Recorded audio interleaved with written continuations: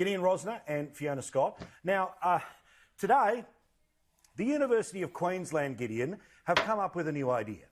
The idea is that the people who are funded in part largely by tobacco taxes, because of course people who buy their tobacco, more money is made out of taxes from that than petrol or diesel combined. Of course, much public funding goes into universities. They have come up with an idea. The idea is that no more sale of tobacco products. Instead, they should be prescription-only cigarettes via a doctor saying you need it, get it at the chemist, and it's a way of tracking you out of the product.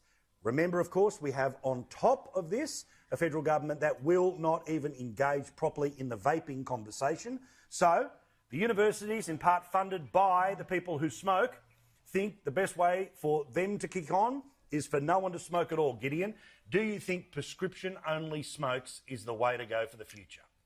Paul, I could talk for hours about how smokers have always been a punching bag for big public health and the government, how tobacco taxes are inherently regressive because they hit the poorest sections of society the hardest, how you should be able to do whatever you like with your own body as long as it doesn't harm anybody else's. But I'll leave all that because I want to make this point. This wacky plan to have prescription-only cigarettes is basically Greg Hunt's plan for vaping. Under a Greg Hunt vaping nirvana, you will have to go to the GP twice and get approval from the TGA to get a pharmacist to import a vaping product which is 95% safer than cigarettes. So we can sit here and laugh about how some idiot academic came up with another wacky plan to sell cigarettes at pharmacies and the unworkability and ludicrousness of that, but that is exactly what the Liberal federal government wants to do with vaping. So I beseech your viewers, please sign any petition you can.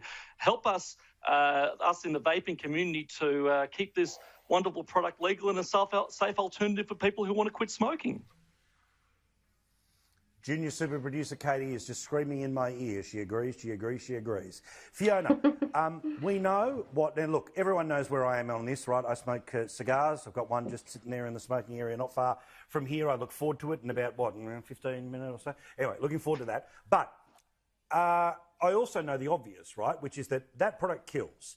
It's a slow suicide. It's your decision to do so, but it is a legal product. The public health advocates have learnt now through lockdowns the best way to guarantee that people don't catch a virus is to not go outside. The best way to stop the road toll is to not allow anyone to drive on the road, and now apparently the best way to make sure that no one will die from smoking is that you're not allowed to smoke a cigarette. What do you think of the logic here? Well, maybe we should lock up every fast food restaurant and make them prescription only as well. Don't give them any ideas.